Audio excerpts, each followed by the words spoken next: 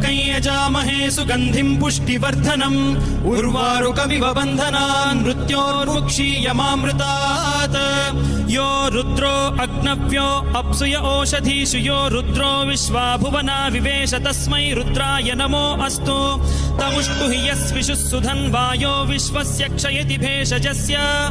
यक्ष्वा